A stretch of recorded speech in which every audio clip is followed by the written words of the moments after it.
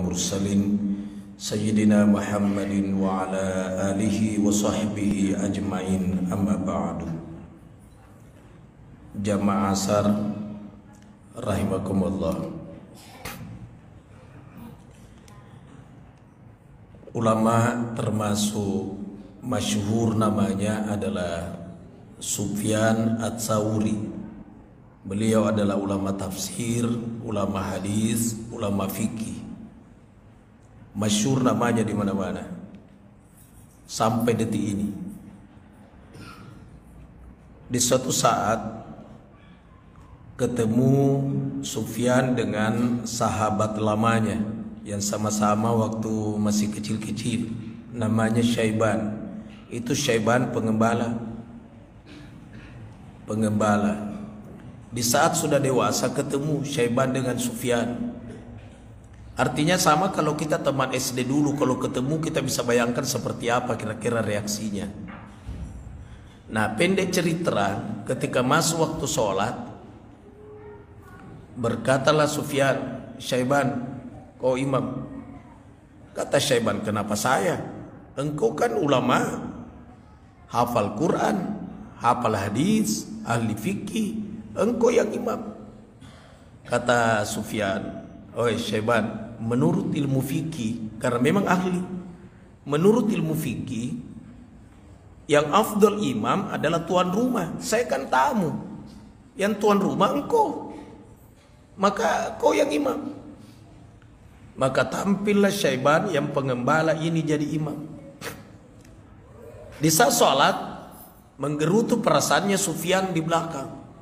Karena itu makhraj hurufnya susah membedakan antara so dengan syah, dengan za susah membedakan. Pokoknya dia baca Isa sulsilatil ardu silsalaha salamana. Semua kedengaran sah. Menggerutu perasaannya Sufyan. Karena ini Syaiban susah membedakan antara A dengan A, antara K dengan Ko, antara Kho, Ha, Ha, susah membedakan. Khalaqallahu samawati wal ard. Mestinya, tapi dia baca Khalaqallahu samawati wal ard. Coba tuh, beda sedikit saja.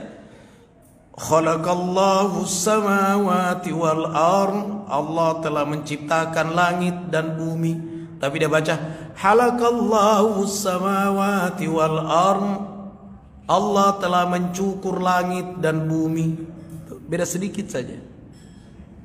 Halakallahu samawati wal ard. Allah telah menghancurkan langit dan bumi. Beda sedikit, beda tipis. Nah, ini Sufyan dia bilang, seandainya saya tahu saya yang imam, masa begini bacaannya. Nah, pendek cerita, sesudah sholat berkatalah Sufyan, Syaiban, mana kamar mandimu? Saya mau mandi. Kata Syaiban, di ini kampung kan pengedalaman, tidak ada kamar mandi. Orang mandi di situ, dibawa di sungai, itu ada sungai, dibawanya pohon kayu yang rindang daunnya. Itu disitulah mandi. Anggaplah kamar mandi itu tidak ada orang. Biar di situ kau mandi kayak apa, tidak ada yang lihat, tidak ada orang, dan tidak ada orang melintas di situ, aman. Ke situ saja, anggaplah kamar mandi. Maka berangkatlah yang ulama ini, yang Sufyan Ats-Tsauri. Begitu sampai di sungai itu, dia buka surbannya, dia simpan di atas batu. Dia buka bajunya, simpan di atas batu. Dia buka seluruh kainnya, simpan di atas batu. Lalu loncat turun di sungai. Kasihkan mandi, sudah kedinginan, tadi segar, sudah mandi di sungai, sekarang sudah mulai dingin, mau naik. Begitu mau naik, ternyata itu kainnya yang disusun tadi, surbannya, bajunya, apanya, pakaian dalamnya, langsung muncul singa. Datang singa dan duduk di atas kainnya Sufyan Ats-Tsauri. Ini Sufyan Ats-Tsauri biar juga berteriak keras, tidak dengar itu sahabatnya Syaiban, karena rumahnya agak jauh. Maka dia coba usir singa itu. Singa itu semakin melotot matanya. Lalu diangkat tangan depannya seakan-akan mau loncat ke Sufyan Ats-Tsauri. Ketakutanlah Sufyan Ats-Tsauri. Dan itu singa duduk lagi di situ. Tidur lagi di atas kainnya Sufyan. Mau diusir, sepertinya mau loncat. Maka tinggallah Sufyan Ats-Tsauri di sungai itu sampai menggigil kedinginan. Ini Syaiban. Mana Sufyan dari tadi pergi mandi tidak pulang-pulang. Maka dicoba ditelusuri. Oh ternyata di sungai ada singa yang duduk di kainnya. Maka itu Syaiban dari jauh dia panggil itu singa. Asad, ta'al. Oi singa, sini. Langsung singa itu lari ke depannya Syaiban. Dan duduk singa itu. Diputar telinganya sama Syaiban. Ini singa ini. Kau tidak tahu itu yang kau duduki pakaiannya itu hafal Quran itu. Singa detoga ke Pancasila ya. Jauh. Lari singa itu ekornya saja goyang-goyang. Berkatalah Sufyan, "Woi Syaiban, apa kau baca? Jadikan aku muridmu." Dia bilang, "Apa yang kau pelajari? Saya pengembala kambing, kau hafal Quran." "Iya, tapi apa kau baca? Saya hafal Quran, tapi saya tidak berani putar telinganya singa." "Kau putar telinganya singa, apa bacaanmu?" Dia bilang, "Tidak mungkin saya ajar engkau, karena siapa tahu saya salah baca lagi." Iya. Ya Allah. Dia bilang saya ini tidak tahu makhraj huruf. Susah membedakan antara seperti ilmumu itu. Kau tahu semua itu makhraj, kau tahu semua tajwid, kau tahu semua itu panjang pendeknya, yang mana panjang, yang mana pendek. Iya. Pasti kau tahu waktu saya memimpin salat. Dia bilang, "Iya jujur. Kira-kira kamu taruh saya ini di belakang ini menggerutu mendengarkan bacaanmu. Belum lagi panjang pendeknya, tidak karuan." Kata Syaiban, "Itulah saya. Pingin juga saya sepasi engkau. Tapi saya kan pengembala, saya kan tidak sekolah, saya tidak pernah menghafal Quran. Tapi pingin juga saya selamat seperti orang-orang yang selamat. Mungkin lidahku salah menurut pendengaranmu. Tapi hatiku ini merintih menghadap Allah. Dan saya amat berharap agar salatku juga diterima oleh Allah." Oi Sufyan, ketika saya lihat itu singa, secara otomatis dalam hatiku berkata, "Ya Qawiyu." Qaf, ya Qawiyu, bukan ya Qawiyu. Tapi nanti kau yang benarkanlah Sufyan, mau Qawiyu mau Qawi, yang jelas seperti itu ya. "Ya Qawiyu man lidha'ifi ghairuka." Wahai Tuhan yang amat kuat, siapa yang akan menolong hambamu yang lemah ini di lain daripada engkau? Itu yang muncul dalam perasaanku. Lalu saya putar telinganya itu singa, karena saya berkata ini singa tidak mungkin bergerak kalau Allah tidak izinkan. Tidak mungkin corona masuk di tubuhnya Bapak kalau Allah tidak izinkan. Tidak mungkin singa itu bergerak kalau Allah tidak izinkan. Dan saya sudah minta izin sama Allah, lalu saya putar telinganya. Nah sekarang Sufyan, kau sudah tahu bacaannya. Itu masih ada singa satu, coba kau pergi putar telinganya. Tidak berani Sufyan Ats-Tsauri yang hafal Quran ini. Artinya adalah, saya sampaikan riwayat ini, artinya adalah jangan mandang enteng orang. Karena siapa tahu orang itu justru lebih dekat daripada Allah dibanding kita. Salah-salah, iya karena seperti itu pengetahuannya. Seperti itulah pengetahuannya, jangan mandang enteng. Karena siapa tahu dia dekat kepada Allah. Ada contoh kasus. Ini contoh-contoh. Saya pernah ada klinik bersalin di Makassar. Klinik persalinan. Karena istri saya kan bidan. Kadang masuk di tempat persalinan itu susah melahirkan. Dan kalau sudah dilihat itu, ini mesti dioperasi. Ada orang, kalau dia yang japi di air itu, minumkan. Dengan izin Allah, tidak jadi orang dioperasi. Langsung sekalipun di CT scan, terbalik itu anak atau melintang, dia akan baik sendirinya dan akan keluar. Nih contoh kasus. Apa kau baca itu? Lebih bagus kau ajar saya supaya kalau ada terjadi begini, ya Pak Japi nanti saya yang tiupkan di air. Dia bilang, Ustadz, bukan seperti saya yang ngajar Ustadz. Ustadz itu masih memang di Pak Guru Ki. Dan pasti Ustadz tahu. Saya bilang, mungkin saya tahu, tapi saya tidak mengerti yang mana. Ajar saya. Ketawa dia. Saya tidak usah ketawa. Dia bilang, jangan sampai tidak percaya Ki. Saya bilang, saya mesti percaya karena saya lihat kenyataannya. Tidak Ustaz, saya tidak beritahu. Malu-malu Kak. Saya tidak perlu malu, kasih tahu saya. Pokoknya ajar kayak duduk, kasih tahu saya. Kupas saya. Ustaz, macam apa sih? Saya bilang, itu dibaca baru ketawa orang. Dia bilang, Ustaz, saya baca selawat. Selawat kau baca? Ya, selawat Ustaz.